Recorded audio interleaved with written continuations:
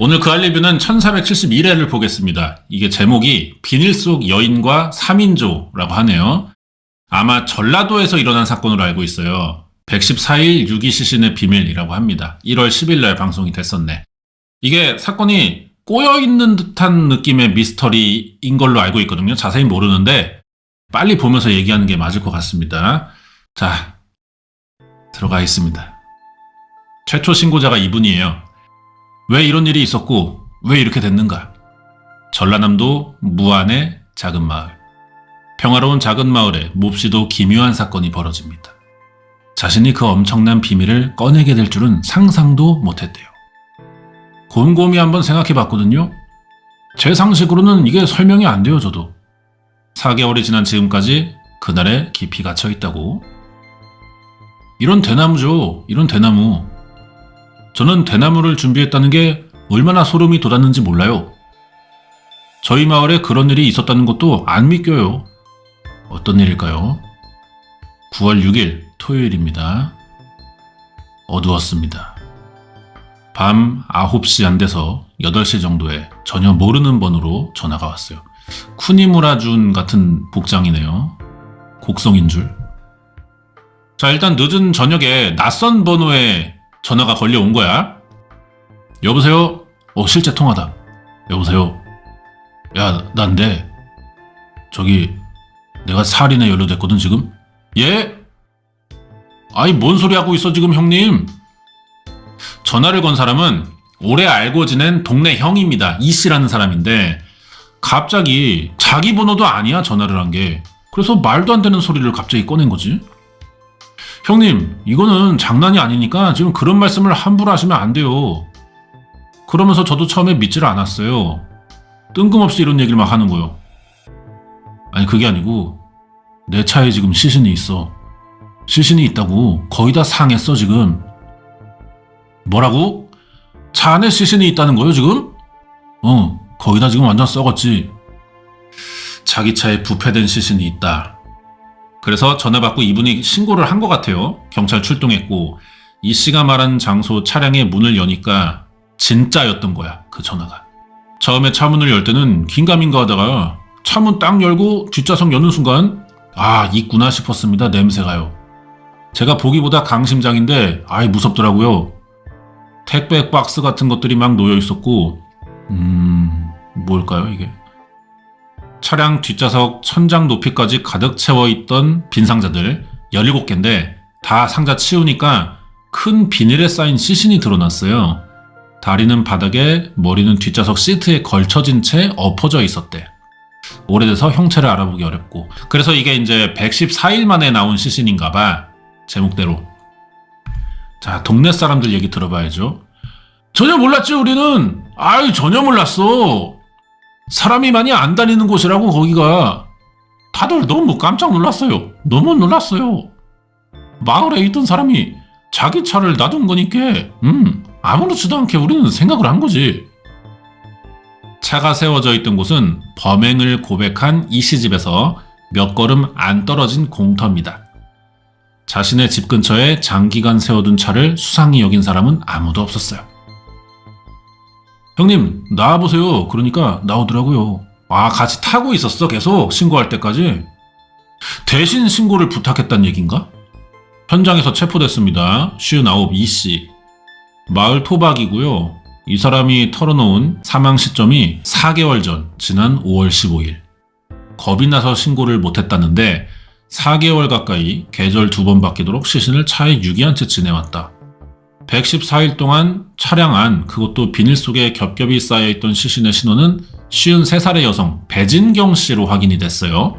부패가 꽤 진행돼서 사인을 단정할 순 없지만 부검해보니까 그래도 머리 부위에 손상이 좀 나왔어. 이게 유력해 보인대. 부패가 심한데도 불구하고 비닐에 쌓여 있었기 때문에 오히려 세균들의 부패 속도가 좀 늦춰진 감이 있어요. 출혈이라든지 아니면 손상을 조금 확인할 수 있었던, 좀 잔인하지만 사망했다, 맞아서. 외상성 쇼크로 사망했다고 봄이 타당한 것 같습니다. 차량 내부 천장에 비산흔이 있으니까 어떤 형태로든 폭력이 행사됐다는 건 인정이 돼요. 차에서 죽였구나. 아마 부위, 광대 부위 이런 쪽이 주변 피부 색깔보다는 좀 더 진한 변한 색깔이 있어가지고 생존의 가격으로 볼 수 있지 않을까 생각됩니다. 이분이 담당 경찰. 망치도 준비했고 대나무도 미리 준비했어요. 망치로 직접 폭행을 가했다는 진술은 하지 않았고요. 주로 대나무로 피해자를 폭행했습니다. 이 근처에 대나무 쉽게 구할 수 있대요. 이 씨는 톱으로 자른 대나무를 미리 준비해 피해자를 폭행했다고 인정했습니다. 그리고 자기가 살던 집 앞에 시신이 든 차를 수개월 방치하는 대담한 행동까지 벌였어요. 충격적인 일은 또 있는데 시신을 처리하기 위해 싣고 다니다가 저희가 발견한 유기장소에 세워놓고 악취가 나기 때문에 그 차량에 가끔 들러서 닦고 소독을 했습니다. 뭐하는 사람이야 이거. 자, 동네 주민들. 엄청난 일을 저지른 것이 이게 마을 사람들도 의문이요. 대인관계를 많이 안 하셨어요 그 양반이. 한마디로 집에서 은둔 생활하다시피 한 사람이라고. 고양이 새끼가 많아. 고양이? 고양이가 많다고. 여기가 그 이수철 씨 집이에요. 사람이 안 산 지가 오래돼 보이는데? 자기만의 은신처래. 마을 끝에 있대요.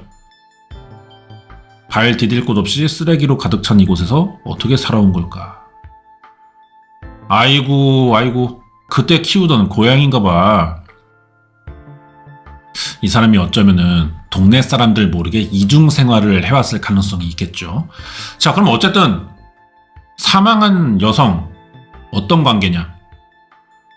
희생된 분도 우리는 전혀 모르죠. 이 동네 사람이 아니야.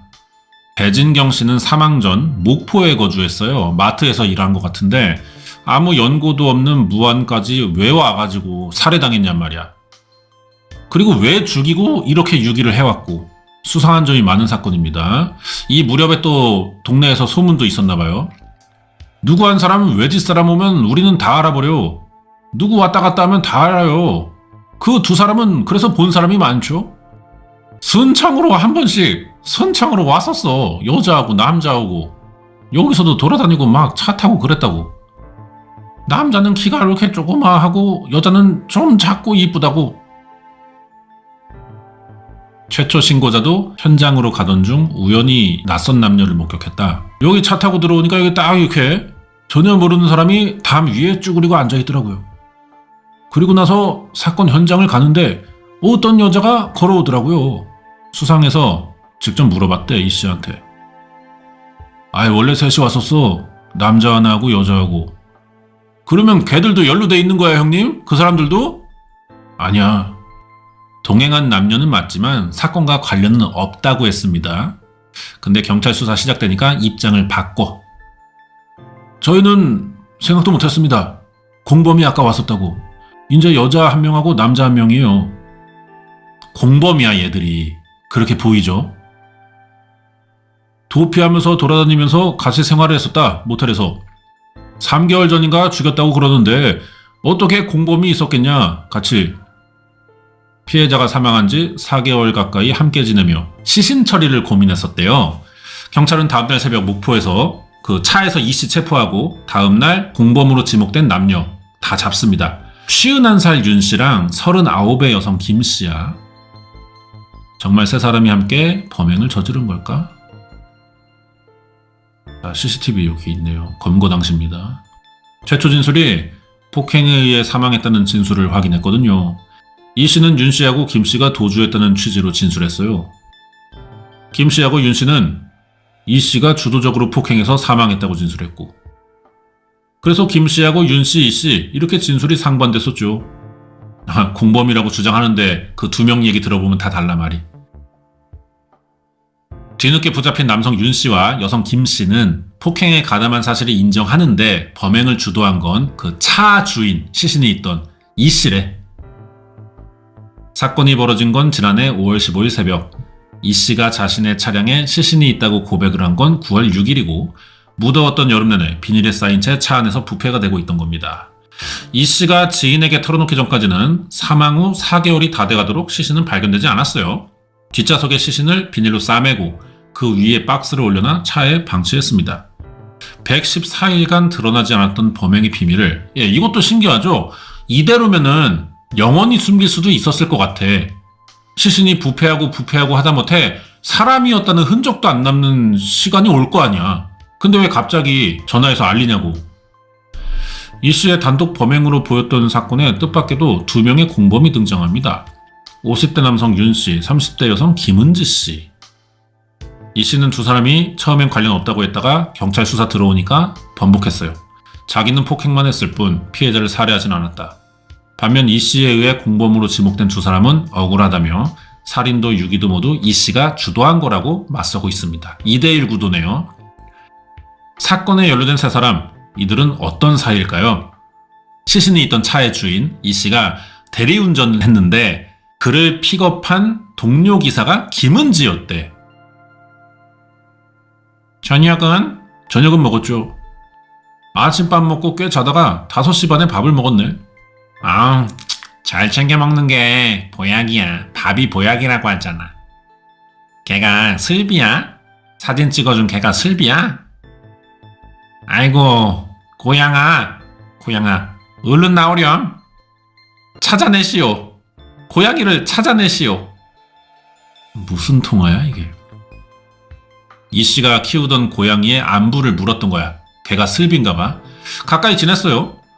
그러다가 둘이 이 대리운전을 그만두면서 서로 연락이 뜸해졌어. 그러다가 지난해 1월부터 김은지가 먼저 연락을 해왔습니다.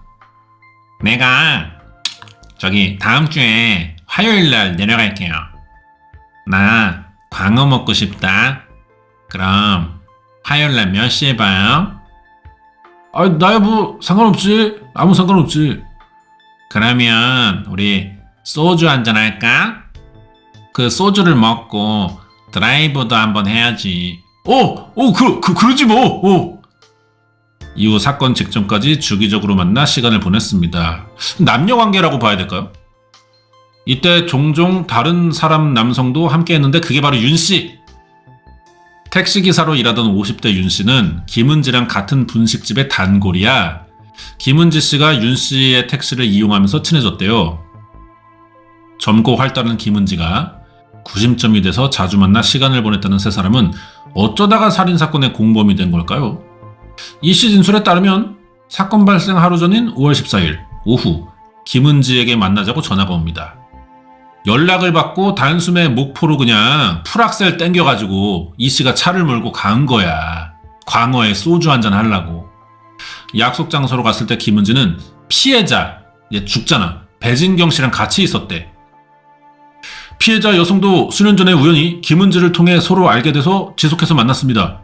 김은지를 통해 피해자와 나머지 공범 2명도 각기 알게 된 거예요. 이 씨는 대리기사로 일할 때부터 김은지의 친한 언니로 배진경을 알고 있었어요.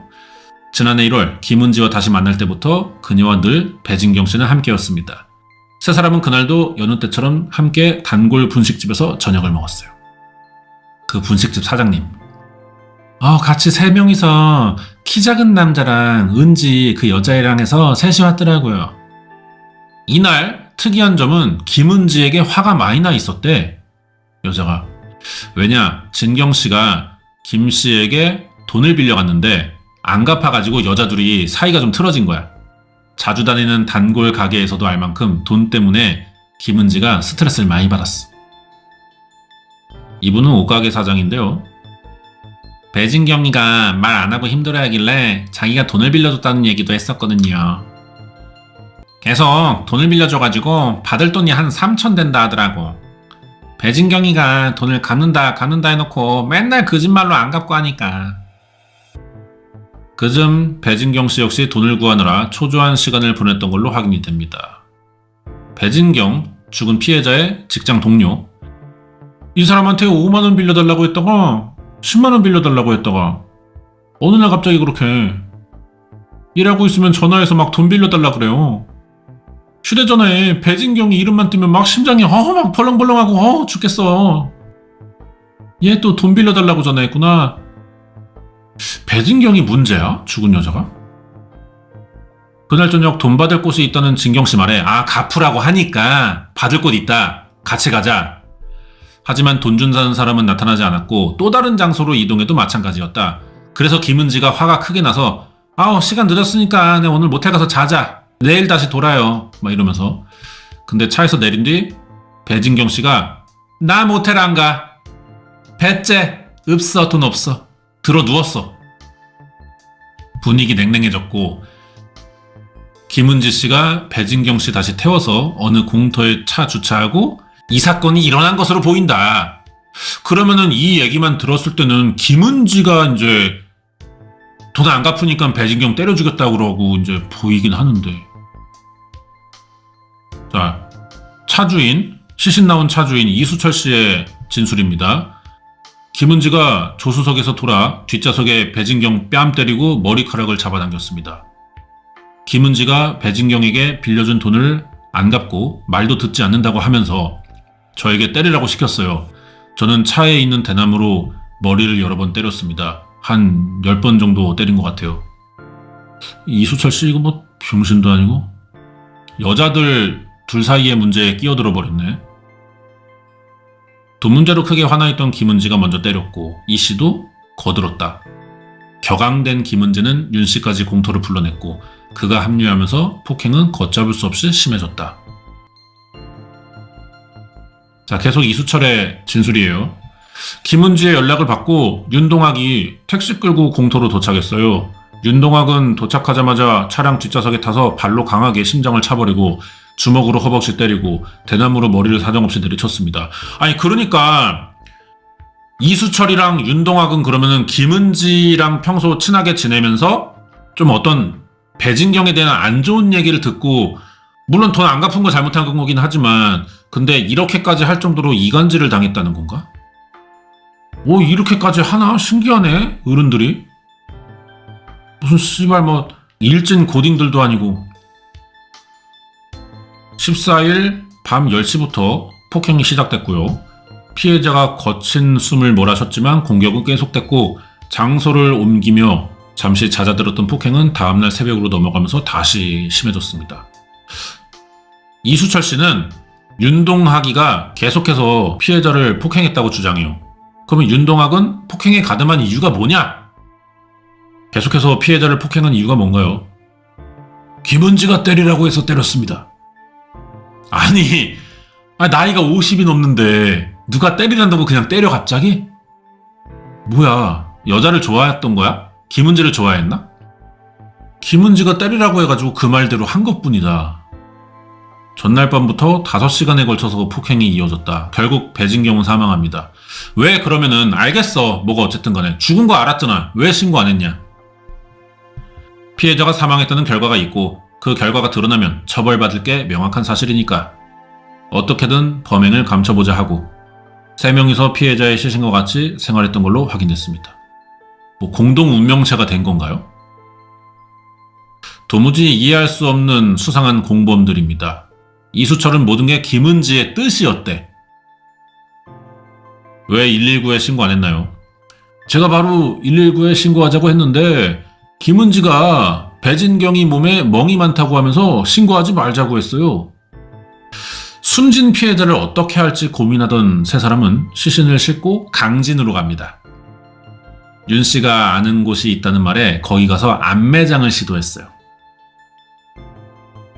강진 쪽으로 윤동학이가 가자는 쪽으로 갔는데 그날 비가 많이 왔어요. 5월 15일 날.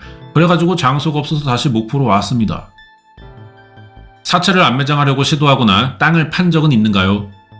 김은지가 자리가 좋지 않다면서 여기는 안 된다고 했어요. 그래서 파는 걸 중지하고 삽도 거기다가 버리고 되돌아왔습니다. 뭔가 셋이서 말을 맞춘 것 같기도 해. 너무 비상식적이야 이 행동들이. 그냥 하랜다고 하고 안 된다니까 안 하고 이게 뭐가 이상하다니까.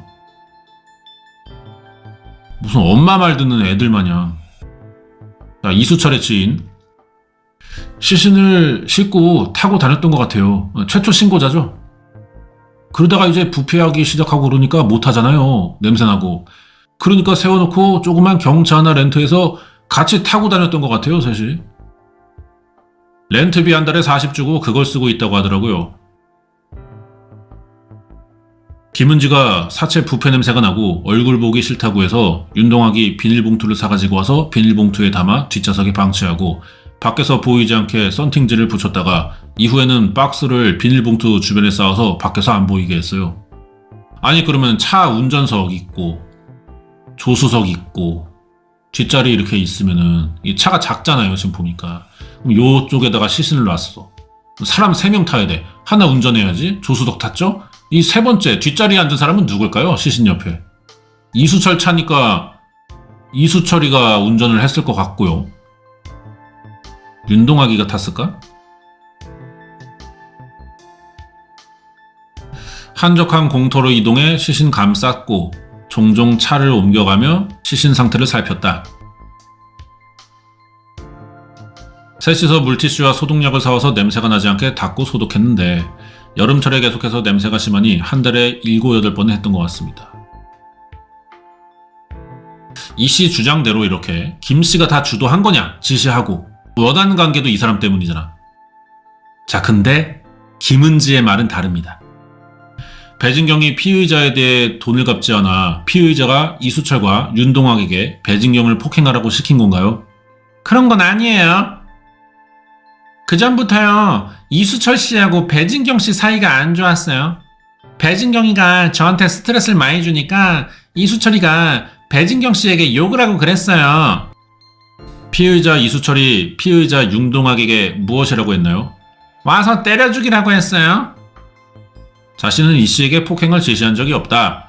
내 얘기를 듣고 이수철이가 스스로 화가 나서 욕을 하고 있다가 직접 본 김에 때렸다. 윤 씨에게 폭행이 가담하도록 한 것도 자기가 아니고 이수철이래. 아 뭐냐? 그만 때리라고 이수철과 윤동학을 말린 적이 있나요? 윤동학이 더 심하게 때려서 아 그러다 죽어 그만해 이런 말 했는데요. 오히려 윤 씨의 폭행을 김은지는 말리기도 했다. 그녀가 시키는 대로 했다는 두 남성과 절대 강압은 없었다는 상반된 주장. 자 근데 이상한 점 하나는 그저 김은지가 시키는 대로 한 거라면 범행 도구인 대나무는 왜 이 씨 차 안에 있던 걸까요? 자 여기에 대한 이수철의 대답. 4월부터 폭행이 시작되고 5월달부터 폭행이 심해지자 제가 판단했을 때요. 김은지 손으로 배진경을 때리면 아플까봐 제가 톱을 이용해서 대나무를 잘라왔어요. 이수철이 병신이네. 수철기 이 새끼가 문제인 것 같다. 이게 이 새끼가 지금 이거 김은지가 시킨 건데도 보호해준답시고 이런 말을 한 거라면 그죠? 이 개병신이고 이게 사실이라도 이 새끼 판단이 병신이. 수철이 병신이야. 응? 수병신. 이 새끼 뭐해 나이 50 처먹고. 아유 씨발 정말. 김은지의 때린 손은 아프고 피해자의 고통은 아무렇지도 않다는 건가요?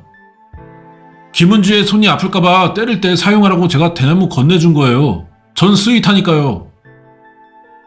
사건 발생 한 달 전부터 김은지의 폭행을 봐왔음에도 말리기는커녕 도구까지 준비했다는 이씨. 그의 행동을 어떻게 봐야 될까? 김은지한테 호감을 사기 위해서 잘 보이려고 그런 스윗한 햇냄 짓거리를 한 거예요. 병신이. 피의자가 김은지의 말을 듣고 피해자를 폭행한 이유는 뭔가요? 제가 혼자 김은지를 짝사랑했어요. 근데 이 말을 안 들으면 김은지가 나를 안 만나주고 광어에 소주 안 마시고 막 그럴까봐 제가 혼자서 스윗하게 말을 들었습니다. 가족들 역시 이 씨의 짝사랑을 알고 있었다. 이수철 가족인데 뭐 어떤 관계야? 누나들인가? 동생들인가? 같은 동성인 친구도 못 사귀는데 아유 우리 수철이가 어떻게 여자를 사귀겠어요. 그 찐따 같은 게. 이 새끼 사회성도 없고 응? 근데 지가 어쩌다가 처음으로 좋아하는 여자라 이거예요. 아 김은지가 이용한 것 같다 그래서 지 손 안 더럽히려고. 단지 김은지의 환심을 사고 싶었다는 이씨. 그런 마음은 윤씨도 마찬가지였다. 아이고 수철아 동아가. 김은지를 좋아하는 마음도 있었고 복합적인 감정 때문에 김은지가 시키는 대로 폭행했습니다. 이게 윤동학의 진술이에요. 이씨와 윤씨 둘 다 50대인데 이런 아저씨들의 마음을 동시에 사로잡아갖고 공범으로 끌어들인 거야 김은지가. 자 김은지 그럼 어떤 여자냐? 일단은 요 실루엣만 봤을 때, 예, 이게 뭐 하나도 안 보이지만 스타일만 얘기하는 건데 이쁩니다. 괜찮네요. 39세. 근데 39세 맞을까요? 나이가? 아니, 나이가 39인데 왜 50 넘는 남자들을 왜 만나? 이 남자들을. 뭐 엄청 부자들도 아닌데. 시골 사는 아저씨들인데. 뭔가 이상하다, 이 여자. 머리 스타일도 긴 생머리 해가지고 30대 후반이라고 하더라고요. 저랑 보니까 1살 차이인가 나길래요. 이뻐요, 얼굴. 이미지 선해. 주변에 부러움과 호감을 샀어. 자, 주변에 아는 사람들이 꽤 있네요. 얘기가 많습니다. 술집을 했었대요. 라이브 카페 한다고 했어요. 그런 거 하는 줄 알았는데 피부샵이나 뭐 그런 거. 혹시 무당이에요? 그랬더니 맞다는 거예요. 저한테는 문신 같은 거 그런 샵을 한다고 했어요. 야, 이거 청조다, 청조. 이거 청조야. 살인 청조. 만나는 사람마다 다른 직업으로 지를 밝혔습니다. 그리고 경찰 조사에서 충격적인 실체가 드러나는데요. 진술을 통해 저희가 신원조회 해봤지만 안 나와요. 이 씨하고 윤 씨가 알고 있는 그 신원하고 전혀 달랐습니다. 실제 나이하고 알고 있던 나이하고도 상당한 차이가 있어요. 여봐, 청조잖아. 김은지의 이름 나이 전부 가짜입니다. 미혼의 39살 김은지가 아니야. 얘 신원은 56살 김미숙이야.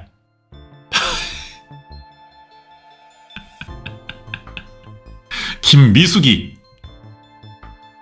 이거 봐. 나이가 이게 아닐 것 같았어. 신기하죠? 동안이긴 한가? 이미 오래전에 결혼해서 자식도 있습니다. 아니, 그리고 이 공범 셋 중에 나이가 제일 많아. 누나야. 연하남 좋아하네. 모두를 감쪽같이 속이며 철저히 다른 사람으로 살아왔습니다. 이 뭐하는 새끼야. 아니, 그리고 김은지는 그럼 누구야? 이거 신원 도용한 거야? 어머니의 병간호하느라 혼기를 놓쳤다는 그녀의 말도, 심지어 김은지라는 이름 자체도 그냥 허구구나, 허구. 그녀의 환심을 사기 위해 잔혹한 폭행조차 마다하지 않았던 이 씨와 윤 씨.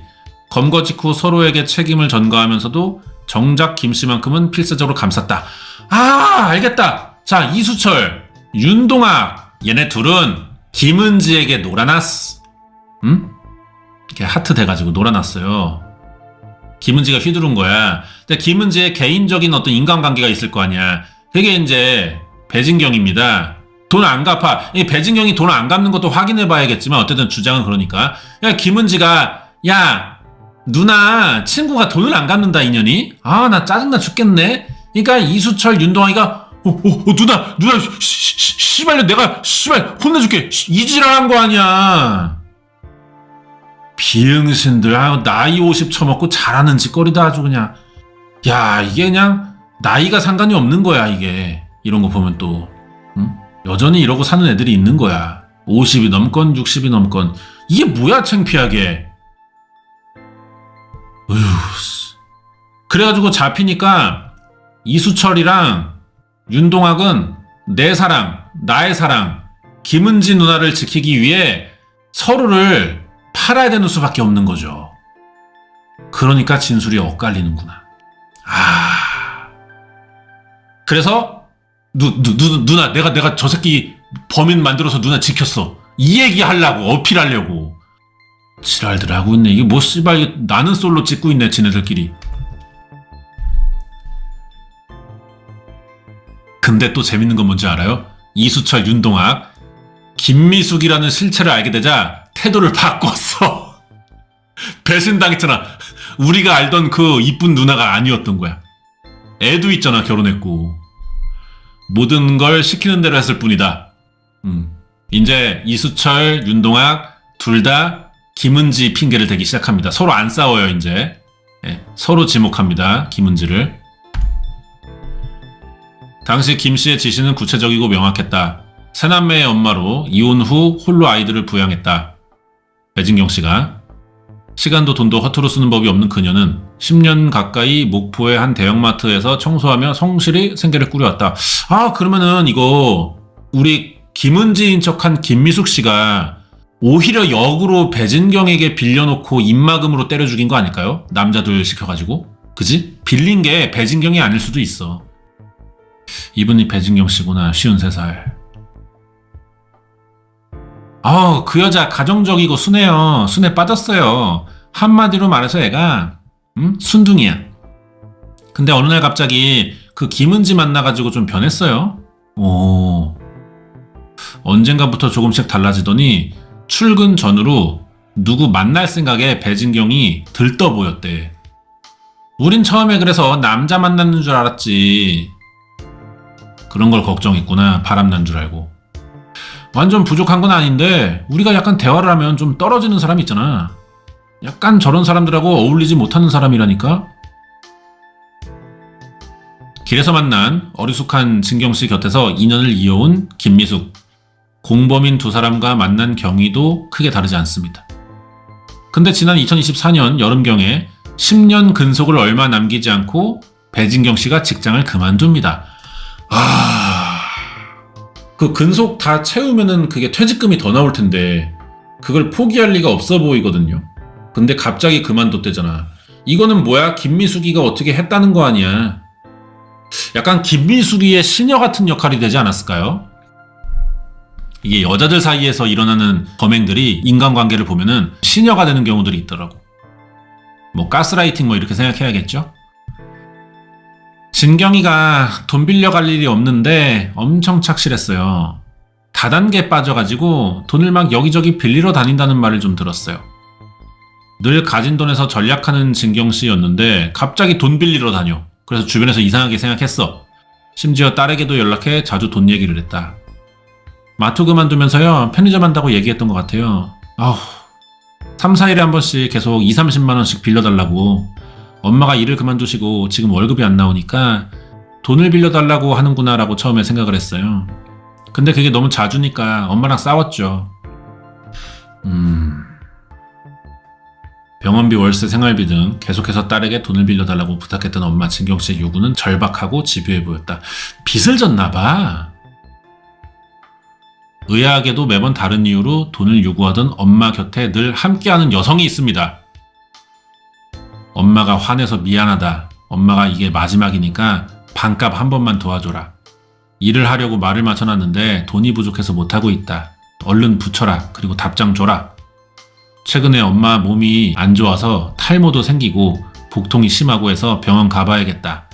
15, 20 정도 안 되면 뭐 되는 대로만 좀 해줘라.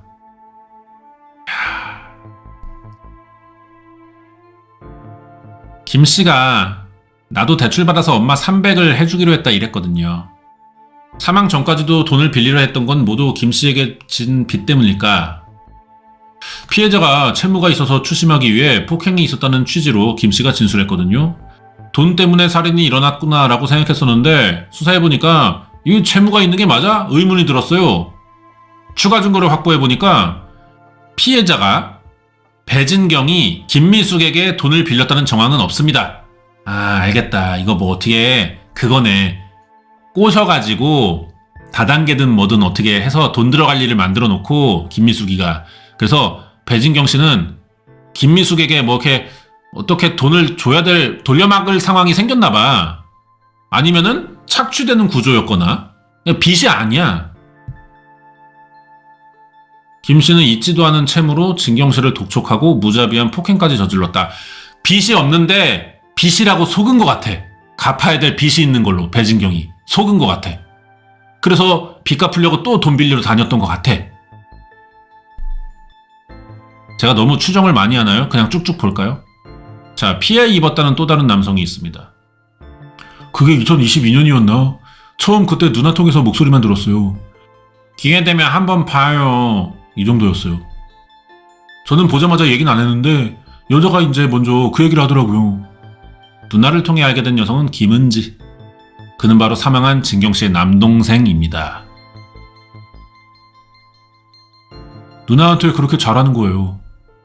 친동생인 나도 누나한테 못하는데 엄청 잘하는 거예요. 알아보고 싶다 이런 생각이 들더라고요.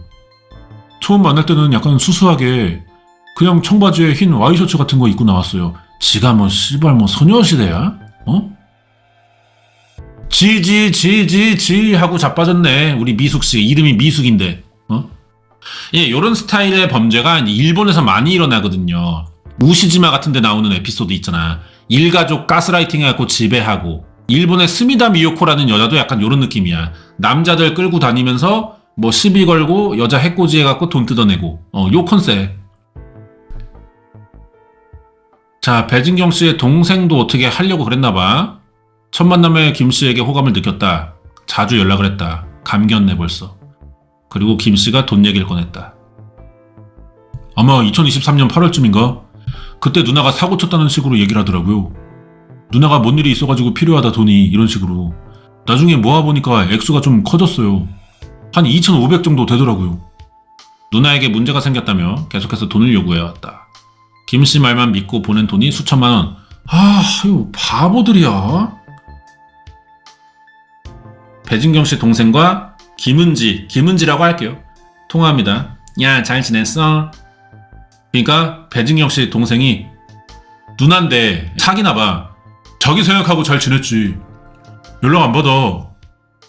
나한테 사고 쳐가지고 내가 언니 때문에 돈 몇천만 원 지금 떼이게 생겼어. 그러니까 나는 솔직하게 자기가 천사라는 게 같은 핏줄로 같은 가족이어도 이렇게 이해를 못하는 부분이 많은데. 내가 니네 언니랑 살아온 시간이 벌써 10년이야. 저번에 빌려준 거 있잖아 420만 원. 그거. 그 돈을 그때 받아가지고 언니한테 내가 다시 돌려줬거든. 어쩌냐 오빠. 돈 조금만 더 미루면 안 될까? 야 이거 뭐냐? 누나가 사망하고 나서야 모든 게 거짓말이라는 걸 깨닫고 김은지를 사기로 고소했는데 입금한 명의 중 김씨의 진짜 이름인 김미숙도 있었다. 처음에 저한테 김미숙을 소개한 게 뭐냐면 집주인으로 소개했어요. 한 여자 만나면 한 여자랑 쭉 가고 싶은 거 있잖아요. 사귀게 되면 그게 제 로망이었어요. 돈이 목적인 김씨에게는 다른 사람의 사정은 중요하지 않았다. 배진경 씨 사망하고 또 다른 사람에게 돈 구하느라 바빠졌다. 사건의 공범 이수철. 지난 여름부터 돈 빌리러 다니기 시작해서 급기야 부동산까지 찾았어요.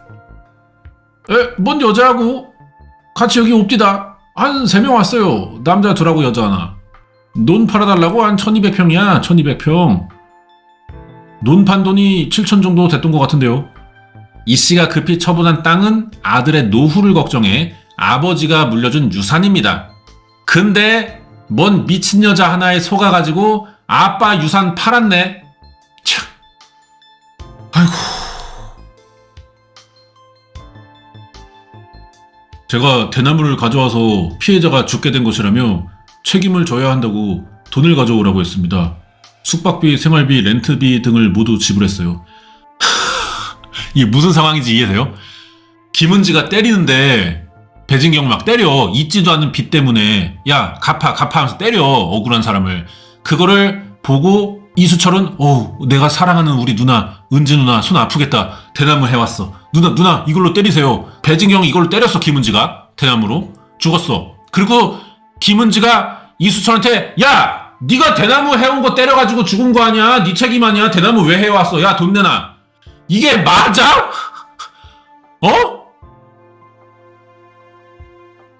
아니 수철아 아무리 사람이 덜 떨어져도 그렇지. 김은주가 그래서 저한테 가져간 돈이 한 2,300만 원 정도 되고요. 사채 300만 원까지 갖다가 썼습니다.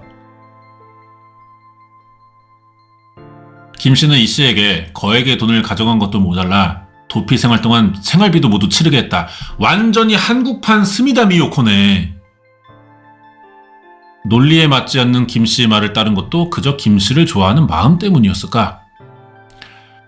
아유, 그 여자가 좋아서 같이 있는데 나중에는 너무 무서워가지고 그 여자가 시키는 대로 할 수밖에 없었대요. 그 여자가 무당이고 자기가 조폭이라고 항상 이수철 앞에서 어디다 전화하는 것처럼 막 그래요. 김 씨를 좋아해서 계속 자발적으로 동참한 게 아니라 협박이 무서워 벗어날 수 없었다는 이 씨의 주장은 사실일까요? 피해자 사망 후 세 사람이 숙박한 적 있다는 모텔에 가서 단서를 찾아보기로 합니다. 모텔 사장. 예, 남자 2명하고요. 여자 1명이 잤어요. 혼수가 안 되는데 추가 요금 받고 잤어요. 9월 5일날 잃어버렸다고 하는데 분실물 있었나 싶어가지고요. 아, 이거 어디 있을 거예요. 잠깐만요. 모텔에서 휴대전화 분실해가지고 경찰 조사에도 제출하지 못했다고 이수철이가 얘기를 했습니다. 근데 이수철 씨 얘기 들어보면 약간 좀 떨어지는 사람 같거든요, 지능이. 그러면은 김은지가 다 뭔가 지시하는 것 같긴 한데. 자, 휴대전화 확보했어요. 아니, 경찰이 이걸 못 찾는 게 말이 되나? 그 알이 찾아버리네, 증거를. 이 씨 휴대전화에서 발견된 162개의 음성녹음 파일.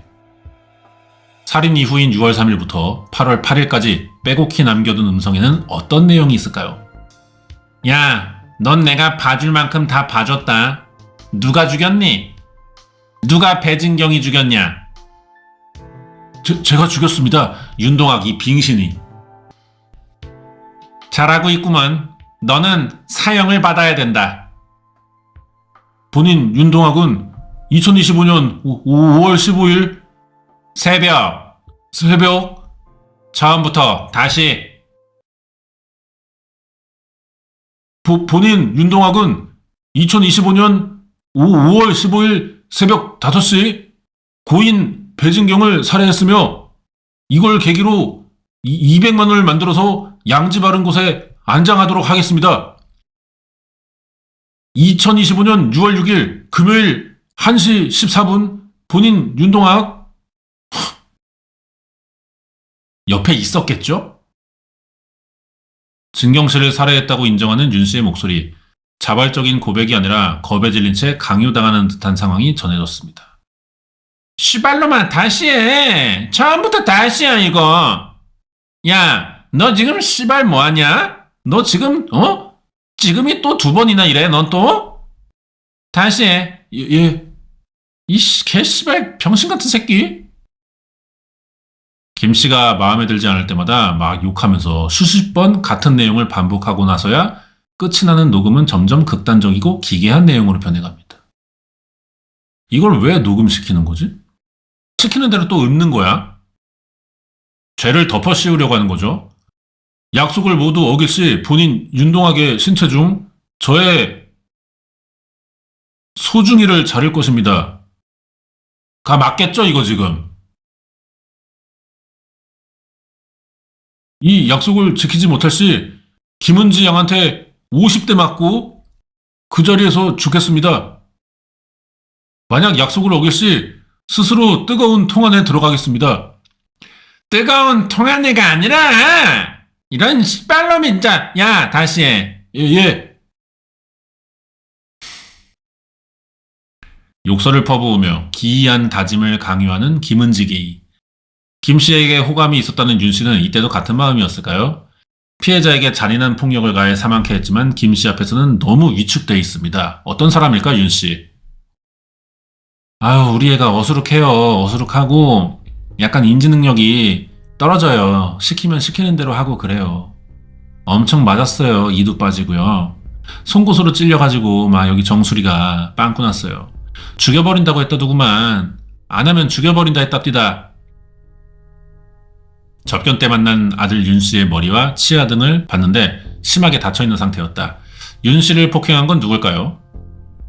거의 매일 김은지로부터 맞았어요. 씨 아닙니다 라는 말을 자주 했는데 그 말을 하면 때렸고 윤동학과 싸움을 시켜서 어쩔 수 없이 서로 싸웠습니다. 모텔 생활하면서 새벽 4시 이전에 잠을 잔 적이 없어요. 이수철 씨인데 김은지가 둘이 싸워. 야차시킨 거야. 요거는 약간 은혜로 교회 메타네요. 서로를 때리게 해가지고 기죽이고 판단 능력을 잃어버리게 하는 거야. 그래서 복종시키도록. 사이비종교 수법도 있습니다. 내가 때릴 수도 있는데 귀찮잖아. 서로 때리잖아. 무기력한 거야. 사건 당시 두 남성에게 폭행을 지시했다는 김은지는 도피 생활 중에도 계속 때리라고 했어요. 라이터랑 송곳까지 동원돼가지고 고문도 했고 거부를 못합니다. 자, 이수철도 뭐 녹음하네. 2025년 6월 20일 새벽 3시 27분 본인이 이수철은 윤동학이 약속을 어길 시 고인을 윤동학 집 앞에 모셔드리고 윤동학은 저와 약속을 하기 위해 시키는 대로 다 해버리네. 서로 싸우라고 하고 막 때리라고도 했어요. 그러면서 웃기도 하고 저랑 윤동학을 보면 아시겠지만 저희 두 명이 김은지를 어떻게 할 수가 없습니다. 김은지는 힘이 세고요. 윤동학이는 밀면 넘어가요. 아, 또 왜소해? 165에 50kg야? 체격이 왜소했다고 해도 왜 남자 둘이서 아줌마 하나한테 왜 반항을 못했을까요? 야, 이 김은지 뭐 어떤 카리스마가 있는 거야? 그리고 이제 그 배진경의 동생까지 감아버리고 이게 범행이 짧아서 이렇게 끝난 겁니다. 이게 만약에 장기간 계속됐잖아요. 분명히 김은지는 또 다른 가족을 감았을 거야. 2차 가족 피해자가 생길 거야. 지금 이거는 빨리 끝나서 배진경이랑 동생까지만입니다. 그리고 아마 높은 확률로 그 동생까지도 감아가지고 이수철, 윤동학의 패밀리의 삼형제로 만들어 놓고 끌고 다니면서 그랬을 거야 아마. 공범 윤씨, 이씨, 피해자의 남동생까지 다수의 남성에게 접근해서 환심을 사는데 어려움이 없었다. 피해자 진경씨까지 완전히 자신에게 굴종시켰고 사람 조종하고 이용하는 일에 죄책감을 느끼지 않는다. 맨날 같이 왔어요. 근데 김은재는 저랑 얘기하고 같이 오는 분은 따로 앉아있던데요. 배진경이라는 여자. 몇 시간이고 기다렸거든요 맨날. 그 배진경이랑 항상 같이 왔어요 여기. 아니 어울리지도 않는데 왜 그렇게 다니냐고 했어요. 김은지가 좀 사치가 있는 여자 같아요. 이쁘다고 했잖아 다들. 사치가 있어 여자. 지 꾸미는 거 뷰티 매니아야. 다 뜯어낸 돈으로 이러고 다니는 거야. 초반에는 김은지 언니가 그 옆에 있는 언니 옷을 맨날 사줬어요. 처음에 관계 좋았거든요. 근데 가면 갈수록 배진경 언니가 말이 없어지더라고요. 이쪽으로 불러가지고 막 욕을 해요. 미친년이네 막 이러면서. 네가 잘못한 거 아니야 모르냐? 2년 전형 막 씨발년 족같은 년 막 이러면서. 이분도 그냥 쌍욕을 했다 그러면 되지 이거를 지가 다 이렇게 막 말해버리네. 이분도 욕을 꽤 하시는 분이 아닐까. 처음에 잘해주다가 친해졌다. 벗어나기 힘들어진다. 이거 진짜 그 스미다 미요코 사건 제 거 한번 보세요. 똑같은 패턴일 겁니다. 사람을 그렇게 감아버리는 거야. 잘해주다가 작은 꼬투리 하나 잡아가지고 그걸로 화를 내. 그러면 이 당하는 사람 입장에서는 그동안 나에게 너무 잘해줬어. 이런 사람 또 있나 싶을 정도로. 그렇게 잘해주다가 뭐 하나 꼬투리 잡은 걸로 그래 뭐 좀 양보해. 받은 게 많으니까. 옷 사도 되잖아. 받아줘. 조금씩 양보하게 되는 거야. 그러면서 주도권이 넘어가요. 그렇게 된 걸 거야. 나중에는 막 주변 사람들 보든 말든 때렸대. 버스 정류장 가고 있는데 공터에서 은지가 막 언니 뺨 때리고 있더라고. 배진경이가 길거리에서 무릎 꿇는 것도 막 봤어요. 막 빌고 그랬어. 사망 얼마 전에 진경씨는 몸 여기저기 붓고 시퍼런 멍으로 얼룩진 데다 머리가 심하게 빠졌다. 터무니없는 거짓말로 사람들 앞에서 막 보란듯이 배진경씨 막 욕했어요. 그때마다 아무 말도 못하고 그냥 고개만 끄덕거리고 가만히 있었다. 이수철 진술인데 2021년경 배진경을 소개받았고 당시에 활발하고 좋았습니다. 말도 잘했습니다. 2025년에 다시 만났을 때는 주눅 들고 말도 없고 시키는 대로 움직였습니다. 노래방에 같이 간 적이 있는데 김은지가 피해자에게 테이블 밑으로 기어다니라고 했는데 피해자가 기어다녔어요.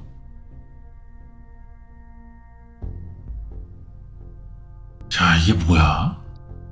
그럼 왜 도움을 안 청했을까요? 유가족인데 자기가 그렇게 힘들고 머리 다 빠지고 그 정도면 소리라도 지르고 살려달라고 비명이라도 질러야 될 거 아니에요. 포기한 거지 않을까 싶어요. 틈을 봤다고 생각해요. 언니가 힘들었던 틈을. 그런 걸 봤겠죠. 자, 이제 여기서 김은지의 어떤 사람을 감아쥐는 심리에 대해 좀 얘기할 것 같은데 피해자에게는 김씨가 나의 사회적 고립이나 외로움 그리고 나의 정서적인 어려움을 들어주고 공감해줄 수 있는 유일한 대상이라고 생각했을 것 같아요. 그 다음에 악의적으로 착취를 해요. 그러면 빠져나오지 못하는 거죠. 근데 돈을 착취했다는 게 목적이었다면 왜 거기서 그치지 않고 폭행을 일삼고 살인까지 저질렀을까? 김씨는 사회성이 다소 부족한 진경씨 두 아들에게도 접근했습니다. 그냥 엄마가 아는 누나라고 배고프거나 하면 연락하랬거든요. 힘들었으니까. 자신을 은지 누나라고 두 형제에게 접근해 잘 챙겼다. 목적은 돈. 이거 봐. 이렇게 돼. 만약에 얘네들이 여자친구라도 있잖아요. 그럼 그 여자친구 집안도 이렇게 가버리는 거야. 월급만 나오면 입금시키라고 했거든요. 그 여자가. 엄마가 빌린 돈이니까 갚아야 된다고. 월급 날마다 다정한 말투로 연락해갖고 돈 갚으라고. 정작 진경씨는 사망한 뒤였지만 형제들은 엄마의 죽음을 모른 채 계속 114일간 돈을 보내고 있던 거야. 월급이니까 한 3-4번 됐겠네요. 그리고 수면 위로 드러났습니다. 김씨에 대해 잘하는 남자를 만나봤어요. 한 20년 제가 동거식으로 살았습니다. 그 여자랑. 입항하고 하면 있는 동안에는 같이 있고 그런 식으로 20년 됐어요. 1년 중 열흘 빼고는 내내 바다에서 생활하는 남자다. 1년 만에 육지로 돌아와서 만나보니까 이 뭔 상황인가 저도 모르겠고 배에서 그 얘기를 들으니까 그래서 내가 못 가고 배에 있으니까 시골에서 농사 짓고 알기로 올해까지만 배 타기로 한 거였는데 사실혼 관계였대요. 지난해 9월 경찰에 연락받고 내내 불안한 마음으로 바다에서 지냈다. 알고 있었죠. 가명으로 많이들 하잖아요. 요즘에 많이 하잖아요. 필요하다 하면 이제 생활비식으로 200~300만 원 필요하다 하면 주고 저는 그런 식이었어요. 이제 배 생활하는 사람들이 이제 집에 잘 못 오지만 목돈이 들어오니까 그때마다 집에 오면 이제 큰 돈이 있으니까 200~300 떼주는 게 생활비라고 주는 게 같이 사니까 그렇게 막 부담되고 그러진 않았을 거야. 김은지라는 가명도 김미숙이라는 진짜 이름도 알고 있었다 이 사람은. 그럼 사건에 대해서도 아냐. 언니가 죽었다고 그 얘기를 하더라구만요. 어떻게 됐냐니까 친하거든요 같이. 남자들한테 맞아 죽었다고 그때 들었습니다. 전화상으로. 나한테는 자기가 안 했다 했어요 분명히. 몇 번 얘기했습니다. 모르겠고요. 소주나 한 병 사줘요. 아이씨 뭐해. 한 병만 사줘요 소주 좀. 지금요? 되시겠습니까? 돼요? 이야기만 들었으니까 저도 씨발 이제 미안합니다.